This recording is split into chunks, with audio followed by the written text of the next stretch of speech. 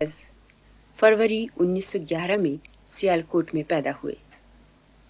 पिछले कोई 50 बरसों में फैज़ ने अपने ज़ोर कलम से उर्दू शायरी को एक नया रूप दिया। इसमें कोई शक नहीं कि फैज़ इस ज़माने के सबसे बड़े और नामवर शायर थे। शायरी के अलावा फैज़ अपनी ज़िंदगी में अंग्रेज़ी और अरबी के प्रोफेसर भी रहे। दूसरी वर्ल्ड वॉर के दौरान कुछ अरसे के लिए आप फौज में भी रहे। पाकिस्तान के अंग्रेज़ी अखबार पाकिस्तान टाइम्स में आपने एडिटर की हैसियत से काम किया और काफ़ी अरसे तक इमरोज़ अखबार के भी एडिटर रहे। कोई 2 बरस पहले उर्दू शायर अहमद फराज और इफ्तिखार आरिफ ने फैज़ साहब से हमारे लिए काफ़ी लंबी बातचीत रिकॉर्ड की थी, जिसमें उन्होंने अपनी ज़िंदगी के इब्तदाई दिनों के बारे में बताया। भाई एक पछतावा तो ये है कि जब हम स्कूल में पढ़ते थे तो हमारी एम्बिशन ये थी कि हम बड़े क्रिकेटर बने, और अभी तक कभी कभी ख्वाब में क्रिकेटर देखते हैं कि हम क्रिकेट खेल रहे हैं और हमको टेस्ट क्रिकेटर बन गए। एक तो वो हम नहीं बन सके। बचपन की यादें ये हैं कि जब हमने उसको संभाला है, यानी 5, 6, 7 बरस की उम्र में, इब्तदा तो हमने की कुरान शरीफ हिफ्ज़ करने से। एक हाफिज़ साहब मुकर्रर किए गए कि हमें वो हिफ्ज़ करवाए, तो हमने 3 सिपारे हिफ्ज़ किए। उसके बाद हमारी आंखें दुखने आ गई। तो वो मुझे आज तक वो जब पछतावे की बात कर रहे थे ना, एक पछतावा ये भी है कि वो हम ख़त्म नहीं कर सके। वो 3 सिपारों के बाद हमारी आंखें जवाब दे गई तो ख़त्म हो गया। उसके बाद हमारे मोहल्ले में बहुत उस ज़माने के जय्यद आलिम थे, मौलवी इब्राहिम मीर सियालकोटी, जो कि अहले हदीस के इमाम समझे जाते थे। इमाम तो मौलवी सनाउल्लाह थे अमृतसरी, जी उनके बाद ये थे। जी। बहुत जय्यद आलिम, और लाइब्रेरी उनके पास, उनके घर में जो कुतुब खाना था। मैं समझता हूँ कि मुझे मालूम नहीं कि उसके बाद चूँकि हम चले आए कि उस कुतुब खाने का क्या हुआ। तो बड़ी नादिर किताबें थीं हमारे दीनी उलूम के बारे में। तो उनसे आपने पढ़ा? उनसे हमने इब्तिदा की, अबजद और कायदा, और फिर घर पे हम मदरसे में नहीं गए। कोई 4-5 बरस शुरू करने के बाद मदरसे में पहुँचे, कुछ 5वीं जमात। अच्छा। जब तक हमने घर पे पढ़ा, घर पे हमारे ताली के एक उस्ताद थे। फिर जब हम 10वीं जमात में पहुँचे तो हमारे हेड मास्टर थे, मास्टर बिहारी लाल। उनको भी शेर वर का शौक था। उनका बच्चों एक उस ज़माने में ये था कि ये तालीम का ऐसा समझा जाता था कि शेर मौजू करने की सलाहियत होनी चाहिए। ये निसाबी का एक हिस्सा समझा जाता था। निसाब में तो नहीं था, लेकिन फर्ज किया जाता था कि कम अज़ कम बैर की और वज़न की समझ होनी चाहिए, और कम से कम इस तरह मौजू करना जो है ये ज़रूरी है। उनका तरह पे सब लोग जो हैं शेर कहें, और सैयद शमसुल उलमा सैयद मीर हसन देखेंगे जज, और वो जज बनेंगे और इनाम मिलेगा जिसको वो पसंद फरमाएंगे। चुनाचे हमने गज़लें लिखी, हमने भी लिखी, और चुनाचे वो हमारी गज़ल जो थी वो शमसुल उलमा साहब ने हमें, मैं समझता हूँ उसमें आधे मिसरे जो थे वो वज़न से खारिज थे, लेकिन इनाम ऐसा कोई शेर आपको नहीं, ऐसी बात तो नहीं है। एक शेर आपको, मुझे कोई याद नहीं, वो उस जमाने का नहीं है। हाँ। वो हमने कभी इसको, ये फैसला आपकी जिंदगी का पहला इनाम था? ये पहला इनाम था। 1 रुपया इनाम मिला, इसलिए कि आपको बाद में इतने बड़े बड़े एजाज़ात मिले। हाँ, लेकिन ये पहला था। कभी याद आता है? उसकी अपनी 1 रुपया बड़ा रुपया, हाँ, वो 1 रुपया हमें अक्सर याद आता है। इस 1 रुपये के बाद फैज़ साहब को अपनी ज़िंदगी में लेनिन पीस प्राइज़ और Afro Asian literary lotus price भी मिले। लेकिन फैज़ साहब का सबसे बड़ा इनाम था लाखों करोड़ों लोगों के दिलों में उनके लिए मोहब्बत। फैज़ साहब ने जो कुछ भी लिखा, कहा, वो दिल की गहराई से लिखा, और उनका हर शेर लोगों के दिलों में सीधे गहरे उतर गया। इसी इंटरव्यू में फैज साहब ने नए लिखने वालों को ये मशवरा दिया। पैगाम तो एक ही है भाई, परवरिश लौह कलम करते रहेंगे, ये तो खैर है ही, लेकिन जो दिल पे गुजरती है वाह रकम करते रहेंगे। भाई झूठ मत बोलो, वाह, लिखो वो जो दिल पे गुजरती है। सवाब की खातिर मत लिखो, फैशन की खातिर मत लिखो। दिल कुछ कहता है, तुम कुछ लिख रहे हो, वो ना करो। क्योंकि अगर आप करेंगे भी तो आप कितने बड़े शायर क्यों ना हो, यानी कारीगर आप कितने बड़े क्यों ना हो, और क्राफ्ट वर्क कितने क्यों, लेकिन वो पता चल जाता कि बात अपने दिल से बात कही है, या ये मना के कही है, किसी के खुशामद में कही है, लालच में कही है, फैशन में कही है, फैशन में कही है, नकाली में कही है, वो मत करे आदमी। एक बुनियादी बात यही है, एक आज दिल खेजत बर दिल रेजत, एक जी। और दूसरी बात ये है कि आदमी की अपनी ज़ात जो है वो बहुत हकीर चीज़ है। आदमी तो एक ज़रा नाचीज़ है, उसकी अपनी ज़ात जो है, उसका अगर कोई वक़ार है तो वो यही है कि वो एक दुनिया की बाकी जो है कारोबार ज़िंदगी, एक उसमें एक ज़र्रा है, उस वो जो बहर है उसका एक बूंद है, एक बूंद है उसमें। तो अगर उस वो जो गालिब ने कहा था ना, मैंने लिखा भी है, मैंने उसमें कतरे में दरिया दिखाई न दे और तो वो कतरा जो है उसको तो दजला दिखाना है ना। वाह, अगर उस दजले से उस कतरे का कोई वास्ता ही नहीं है तो फिर ठीक है, क्या फायदा। अभी कुछ महीने पहले हमने अपने स्टूडियो में एक मुशायरा आप लोगों के लिए रिकॉर्ड किया था। हमारी खुशकिस्मती है कि उस मुशायरे में हमारे ख़ास मेहमान थे फैज़ अहमद फैज़। इस मुशायरे की सदारत कर रहे थे प्रोफेसर गोपी चंद नारंग, जिन्होंने फैज़ साहब का तारुफ कुछ इस तरह करवाया। फैज़ साहब पर हम लोग इनकी शायरी पर जितना भी उर्दू नाज करें कम है। यानी हमारी शेरी रिवायत, अभी मैं अर्ज कर ही रहा था कि सदियों पुरानी, और कैसी कैसी शख्सियतें और कैसी कैसी हस्तियां गुजरी हैं, एक से एक बड़ा शायर हमारी शेरी रिवायत में मौजूद है।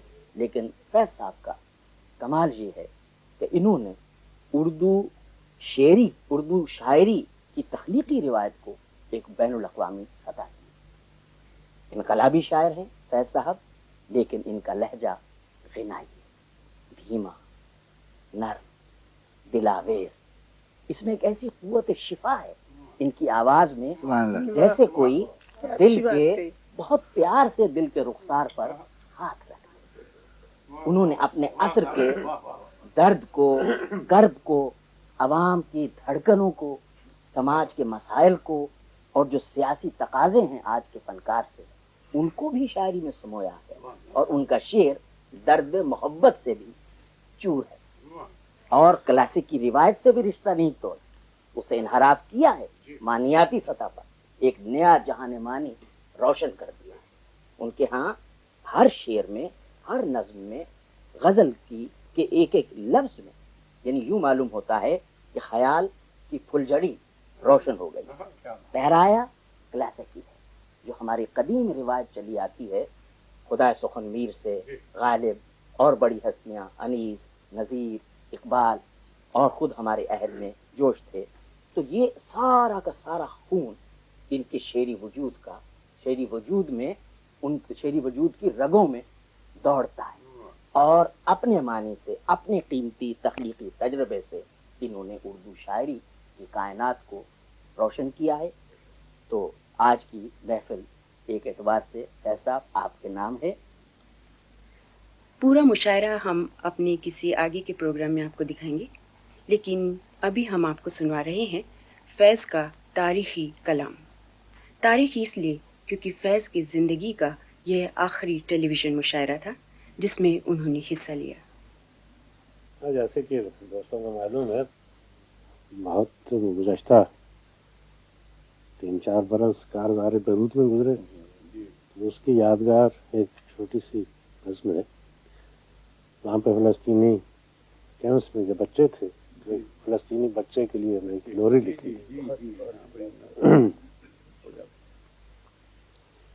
कि मात्र बच्चे رو رو کے ابھی تیری امی کی آنکھ لگی ہے ماترو بچے رو رو کے ابھی تیری امی کی آنکھ لگی ہے ماترو بچے تیرے ابا نے کچھ ہی پہلے اپنے غم سے رخصت لی ہے تیرے ابا نے کچھ ہی پہلے اپنے غم سے رخصت لی ہے ماترو بچے تیرا بھائی اپنے خواب کی تتلی پیچھے دور کہیں پردیس گیا ہے تیرا بھائی اپنے خواب کی تتلی پیچھے دور کہیں پردیس گیا ہے ماترو بچے تیری باجی کا ڈولا پرائے دیس گیا ہے ماترو بچے تیرے آنگن میں مردہ سورج نہلا کے گئے ہیں تیرے آنگن میں مردہ سورج نہلا کے گئے ہیں چندرما دفنا کے گئے ہیں ماترو بچے تو گر روئے گا تو یہ سب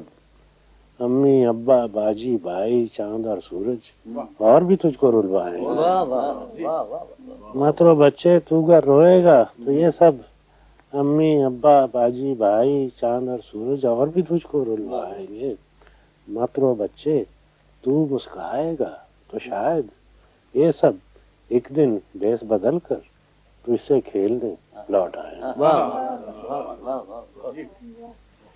دو چار غزل کے شعر بھی سن لیجیے کہ دربار میں اب سطوت شاہی کی علامت دربار میں اب سطوت شاہی کی علامت دربار کا عصا ہے کہ مصنف کا قلم ہے دربار کا عصا ہے کہ مصنف کا قلم ہے پھر کوہ ندا پر آوارہ ہے پھر کوہ ندا پر جو بشارت پھر کوہ ندا پر جو بشارت تمہید مسرت ہے کہ طول شب غم ہے تمہید مسرت ہے کہ طول شب غم ہے اس دجی کو گلیوں میں لیے پھرتے ہیں طفلاں اس دجی کو گلیوں میں لیے پھرتے ہیں طفلاں یہ میرا گریباں ہے کہ لشکر کا علم ہے اس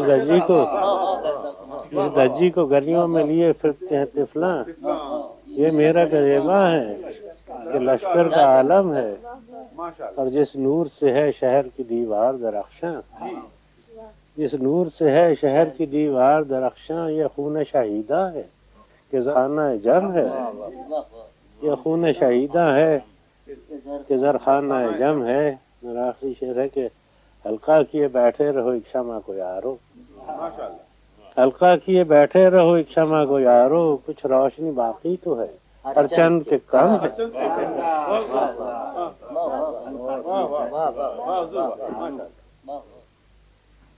فیض احمد فیض اردو ادب کا وہ چراغ جو ہمیشہ کے لیے گل ہو گیا ایک بار پھر ہم انہیں خراج عقیدت پیش کرتے ہیں. تو وہ ہندوستان سے پہلے ایک چھوٹی سی کہانی شروع ہوئی لندن میں جو بہت لمبی کہانی بن گئی ہندوستان میں اور بعد میں پاکستان میں.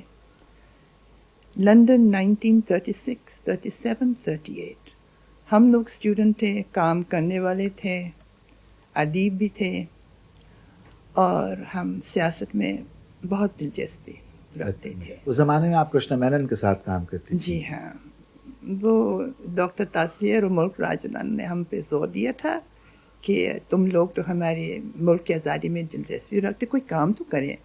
تو ایک چھوٹا سا دفتر تھا وہاں پہ اسٹرینڈ میں, اس میں کرشنا مینن کے دفتر وہی تھا. تو ہم لڑکیاں جایا کرتے تھے ان کے کبھی ٹائپ کرنے کے لیے یا لفافے ایڈریس کرنے کے لیے یا ان کی باتیں سننے کے لیے. تو اس سے ہماری یعنی knowledge of the Indian independence movement بہت بڑھ گئے. اپنی شادی کے بارے میں تو بتائیے. بتا دوں, تو میں آ رہی ہوں اس اسٹیج پہ, ابھی تو پہنچی نہیں ہندوستان. پہلی ملاقات تو ہندوستان میں ہوئے تھے نا فیض سے, امرتسر میں. وہ بھی ایم اے کالج میں پڑھایا کرتے تھے, لیکچرر تھے انگریزی. تو تاثیر صاحب کے ہاں, تاثیر بھائی ہم کہیں گے, ان کے ہاں تو بہت ادیب اور اسٹوڈنٹ جمع ہو جاتے تھے نا ہفتہ اتوار کے دن. کوئی امبالہ سے آتا تھا, کوئی لاہور سے آتا تھا, ان میں تو شامل تھے فیض. تو ہماری دوستی ہو گئی, سب سے ہو گئے, لیکن آہستہ آہستہ تو فیض سے زیادہ ہو گئے. اور پھر ہم نے بھی سوچا تھا کہ دوستی بڑھتے بڑھتے تو ایک حد تک ہوتے ہیں نا تو شادی تو ہو جائے. لیکن دو باتیں تھیں. ایک تو فیض صاحب تو کے خاندان جو تھا نا کافی آرتھوڈاکس پنجابی چودھری جٹ, تو وہ اپنی ذات سے باہر تو پھر شادی نہیں کیا کرتے تھے. ایک تو میں بھی تھی, اس سے زیادہ ان کی فیملی کو برایا کرتے تھے. اور ہمارے خاندان نے سوچا تھا کہ ہم واپس آ جائیں گے 1 سال کے بعد, اور فیض صاحب سے تو وہ ملے نہیں, تو انہوں نے کچھ ریسٹرکشنز کہا تھا سوچ لو, یعنی انتظار کریں. اور فیض کے وہ داخلہ ہوا تھا کیمبرج میں, وہ جانے والے تھے, تو ہم نے بھی سوچا چلو ذرا انتظار کریں, دیکھ لیتے ہیں. لیکن لڑائی شروع ہو گئے, اور لڑائی شروع ہونے کے بعد تو فیض نے اپنی داخلہ بند کر دی, اور ہمارے والدین آہستہ آہستہ انہوں نے اجازت دی. اس وقت تک تو تاثیر صاحب تو سری نگر جا چکے تھے, وہ پرنسپل تھے نا ایس پی کالج کے, تو ہم بھی چلے گئے. تو شادی تو وہاں ہونی تھی. شیخ عبداللہ, ہاں شیخ عبداللہ نے ہمارے نکاح پڑھا تھا. فیض صاحب آئی تھی برات میں, تو صرف 2 آدمی تھے. اور کون؟ فیض صاحب کے چھوٹے بھائی اور ایک دوست تھے. اور وہاں اس دن مشاعرہ بھی تو ہوا. جی ہاں, اس میں مشاعرے میں جوش محل والی بھی تھے, مجاز بھی تھے. فیض صاحب جب یہاں پچھلے برس یعنی پچھلی دفعہ تشریف لائے, تو جو ان کا آخری ٹیلی ویژن انٹرویو تھا وہ بی بی سی کی ایشین یونٹ میں ریکارڈ ہوا. اور یہ بھی ایک عجیب بات ہے کہ ایک یادگار مشاعرہ بھی ہم نے ریکارڈ کیا, جو ٹیلی ویژن کا ان کا ہندوستان اور پاکستان میں اور یہاں بھی آخری مشاعرہ تھا. ہم چاہیں گے کہ آپ برمنگھم والے, جی ہاں, کہ آپ اسے لانچ کریں. اچھا, میں بہت خوشی سے کروں گی. مجھے بہت خوشی ہوئی اس فیض کے آخری مشاعرے کو اوپن کرنے کے لیے. شکریہ.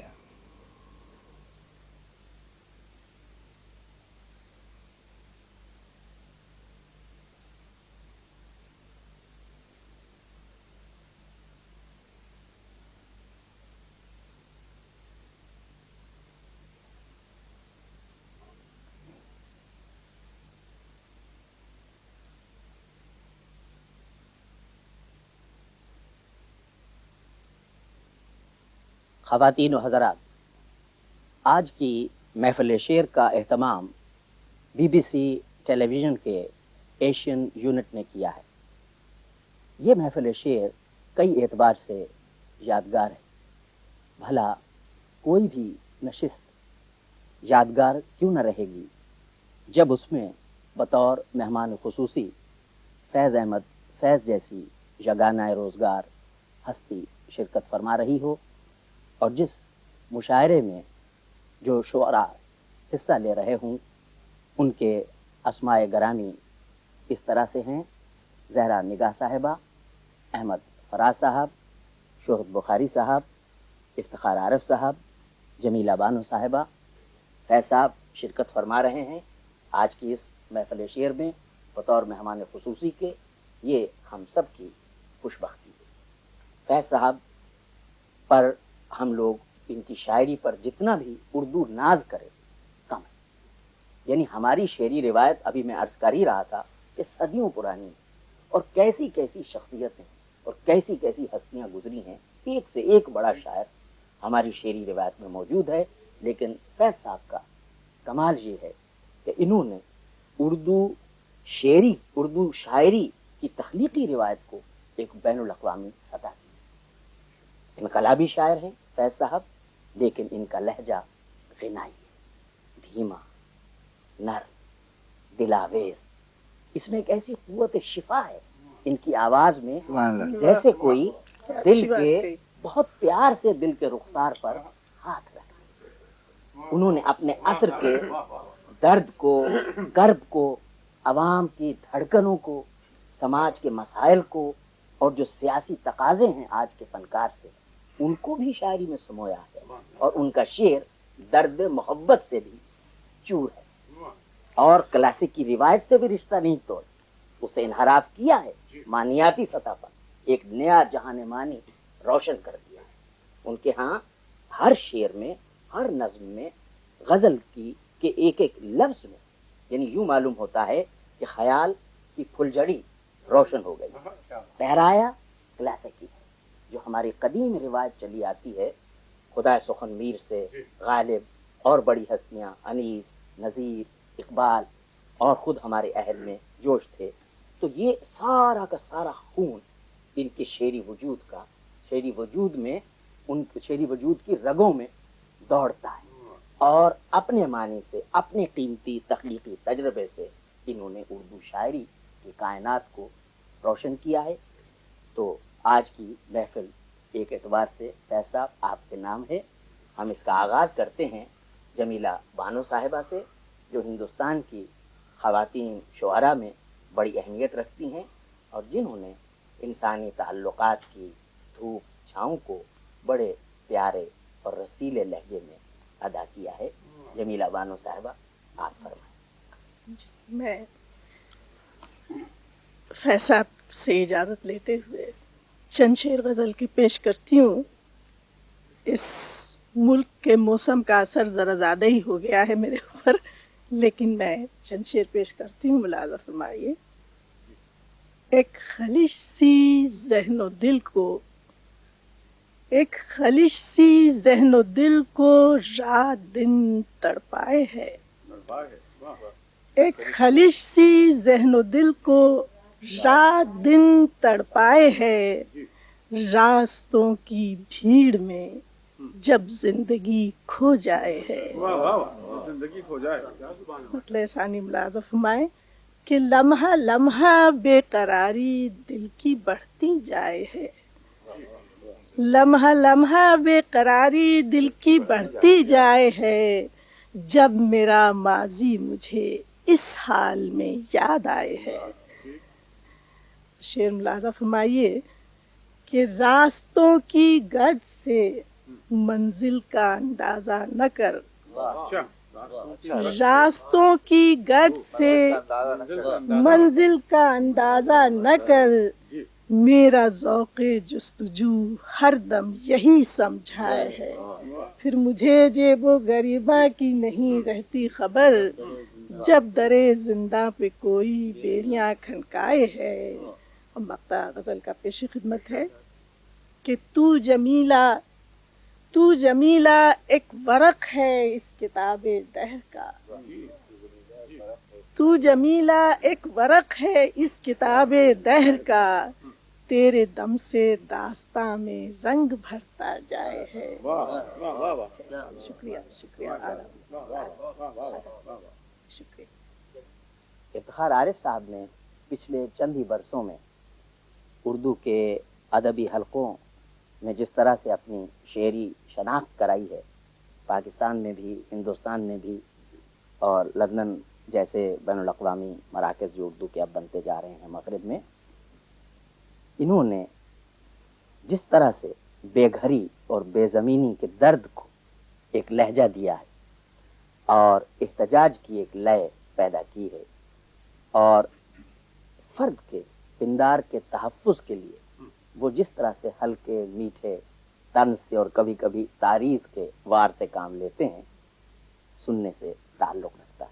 افتخار عارف صاحب، کہاں کے نام و نسب، علم کیا فضیلت کیا، کہاں کے نام و نسب، علم کیا فضیلت کیا، جہان رزق میں توقیر اہل حاجت کیا، شکم کی آگ لیے پھر رہی ہے شہر بشہر، شکم کی آگ لیے پھر رہی ہے شہر بشہر، سگے زمانہ ہیں ہم کیا، ہماری ہجرت کیا، اور مال عزت سادات عشق دیکھ کے ہم، مال عزت سادات عشق دیکھ کے ہم، مال عزت سادات عشق دیکھ کے ہم بدل گئے، تو بدلنے پہ اتنی حیرت کیا، دمشق مصلحت و کوفہ نفاق کے بیچ فغان قافلہ بے نوا کی قیمت کیا، ہمار خانہ ہستی میں ایک بازی پر تمام عمر لگا دی تو اب شکایت کیا، ہمار خانہ ہستی میں ایک بازی پر تمام عمر لگا دی تو اب شکایت کیا، اور فروغ सनत कदावरी का मौसम है, बरोग सनत कदावरी का मौसम है, सुबह हुए पे भी निकला है कद्दो कामत क्या, शिकम की आग लिए फिर रही है शहर ब शहर, सगे ज़माना हैं हम क्या, हमारी हिजरत क्या, कहाँ के नामो नसब इल्म क्या फजीलत क्या, कहाँ के नामो नसब इल्म क्या फजीलत क्या, जहाने रिस्क में तौकीरे अहले हाजत।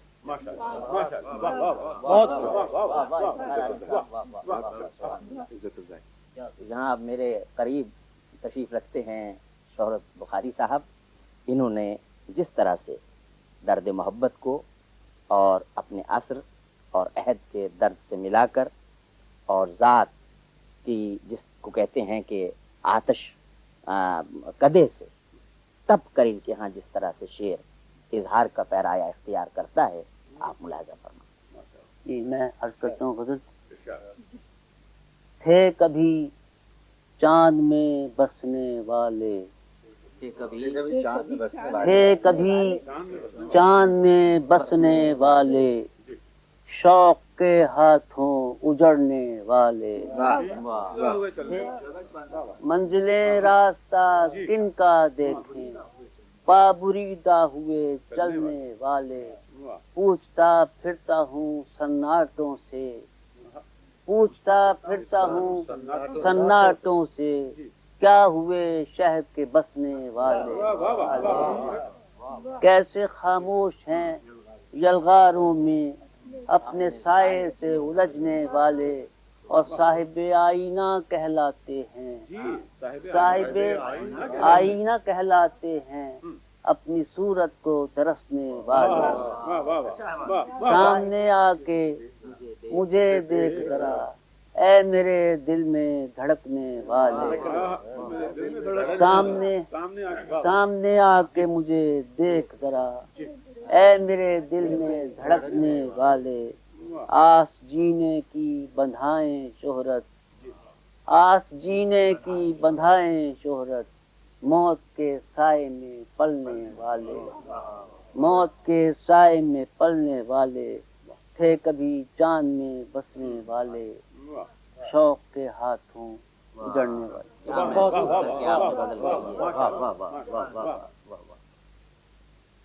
अब हम ज़हमत कलाम दे रहे हैं अहमद फराज साहब को, और फराज साहब हमारे उन शोहरा में से हैं जिनका कलाम हिंदुस्तान और पाकिस्तान में भी गूंजता है और बाहर के मुल्कों में भी। इधर इन्होंने अपने असल से भी एक तरह से कि उसके तकाज़ों से जिस तरह से कहते हैं कि तख्लीक कार का जहन टकराता है और उनको समझता है और जज्ब करता है और मसाइल पर गौर व फिक्र करता है, और फनकार कहीं ना कहीं जाकर जब अपने ज़मीर की आवाज़ सुनता है तो उस पर लब्बैक कहता है।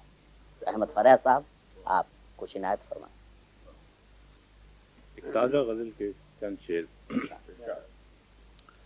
रिदाए गम खामोशी का कफन पहने हुए है, रिदाए गम, रिदाए गम खामोशी का कफन पहने हुए है, कोई तेरा कोई मेरा बदन पहने हुए, वाह वाह वाह वाह वाह, अंधेरी और अकेली रात और दिल और यादें, अकेली और अंधेरी रात और दिल और यादें, ये जंगल जुगनुओं का पैरहन पहने हुए है,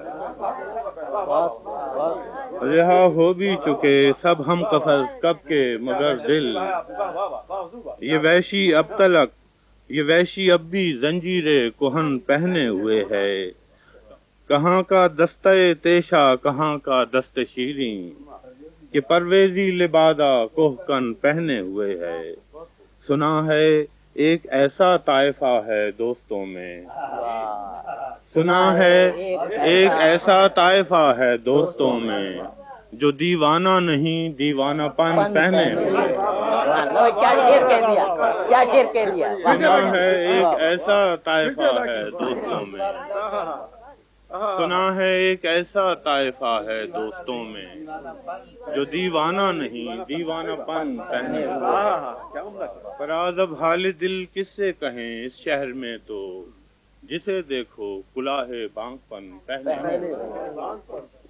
احمد فراز صاحب کے بعد اب ہم زحمت دے رہے ہیں زہرا نگاہ صاحبہ کو، بے حد شیریں سخن اور یعنی صاحبہ طرز شاعرہ، غزل اور نظم دونوں پر یکساں قدرت حاصل ہے، اور یوں تو ادھر جن خواتین شعراء کا کلام سامنے آیا ہے اکثر و بیشتر اس میں ایک نئے لہجے کی گونج سنائی دیتی ہے، لیکن اگر یہ حیثیت صرف جسم کی سطح پہ ملے تو ہم اسے اکہرا سمجھتے ہیں۔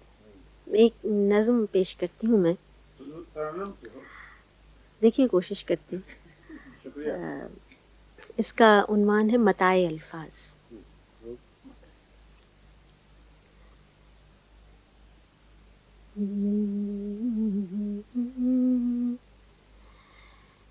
یہ جو تم مجھ سے گریزاں ہو میری بات سنو، یہ جو تم مجھ سے گریزاں ہو میری بات سنو، ہم اسی چھوٹی سی دنیا کے کسی رستے پر اتفاقاً کبھی بھولے سے کہیں مل جائیں، کیا ہی اچھا ہو کہ ہم دوسرے لوگوں کی طرح کچھ تکلف سے سہی ٹھہر کے کچھ بات کریں، اور اس عرصۂ اخلاق و مروت میں کبھی ایک پل کے لیے وہ ساتھ نازک آ جائے، ناخن لفظ کسی یاد کے زخموں کو چھوئے، ناخن لفظ کسی یاد کے زخموں کو چھوئے، ایک جھجکتا ہوا جملہ کوئی دکھ دے جائے،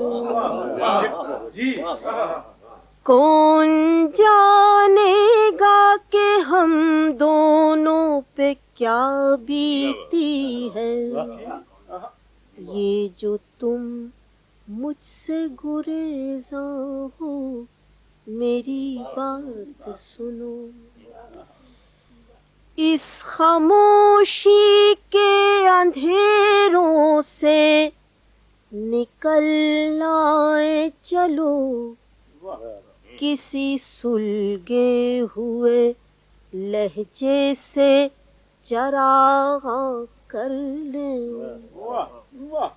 چن لے پھولوں کی طرح ہم بھی متاع الفاظ، اپنے اجڑے ہوئے دامن کو گلستان کر لیں، یہ جو تم مجھ سے گریزاں ہو میری بات سنو۔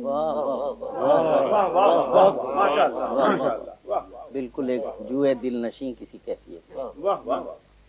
جیسا کہ میں نے پہلے عرض کیا تھا، ہماری خوش بختی ہے کہ فیض صاحب تشریف رکھتے ہیں، اور فیض صاحب کی شاعری اب جس یعنی منزل اور جس جو مرتبہ ہے ان کے شعر کا، یہ زبان حال سے ان کی شاعری کہہ سکتی ہے کہ سب دست بر جریدہ عالم دوام ہے. تو فیض صاحب قبلہ شکر گزار ہوں گے الفاظ کے لیے. ایک مختصر سی نظم ہے. یہ اسپتال میں ایک بے خواب رات کی واردات.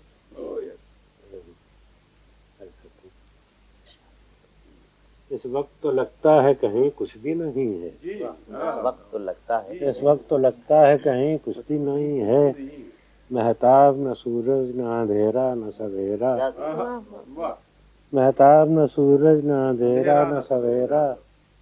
آنکھوں کے دریچوں میں کسی حسن کی چلمن اور دل کی پناہوں میں کسی درد کا ڈیرا. آنکھوں کے دریچوں میں کسی حسن کی چلمن اور دل کی پناہوں میں کسی درد کا ڈیرا. شاخوں میں خیالوں کے گھنے پیڑ کی شاید اب آ کے کرے گا نہ کوئی خواب بسیرا. اب آ کے کرے گا نہ کوئی خواب بسیرا. شاید وہ کوئی وہم تھا ممکن ہے سنا ہو.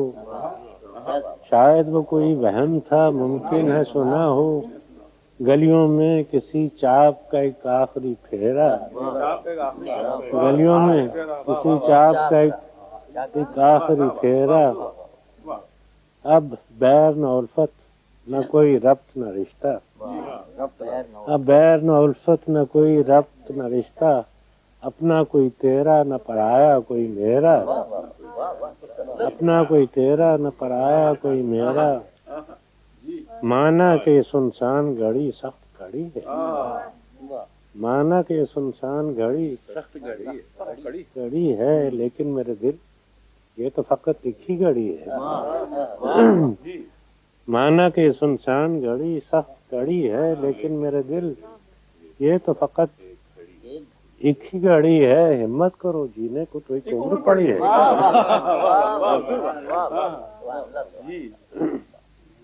صاحب ایک غزل بھی عنایت فرمائیں. غزل کے دو چار شعر ہیں. سب کا تقاضا ہے. نہیں نگاہ میں منزل تو جستجو ہی صحیح. نہیں نگاہ میں نہیں نگاہ میں منزل تو جستجو ہی تو صحیح. جستجو ہی صحیح.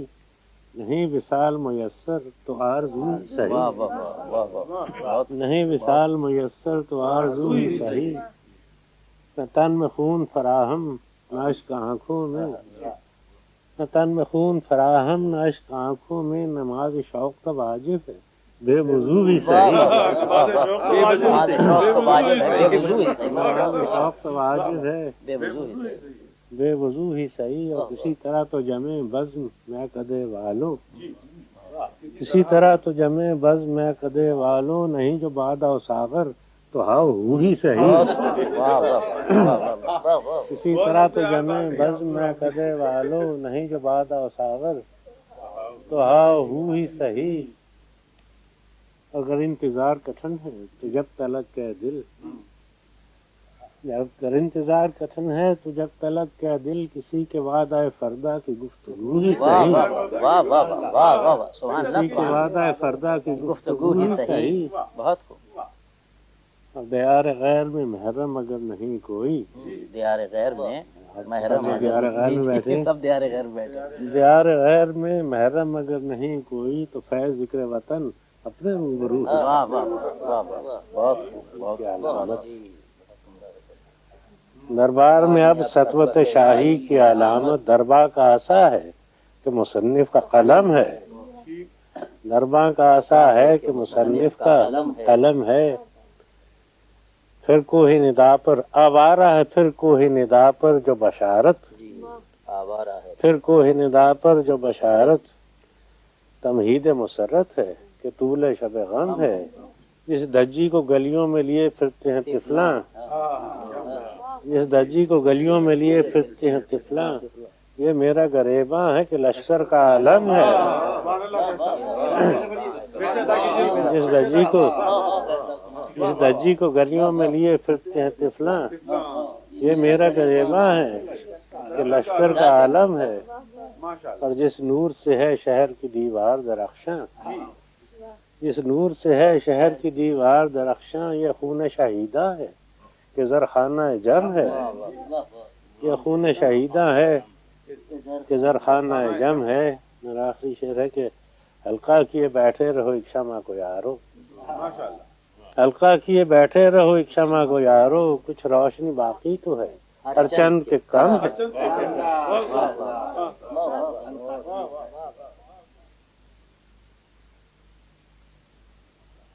حلقہ کیے بیٹھے رہو ایک شمع کو یارو، کچھ روشنی باقی تو ہے ہر چند کے کم ہے.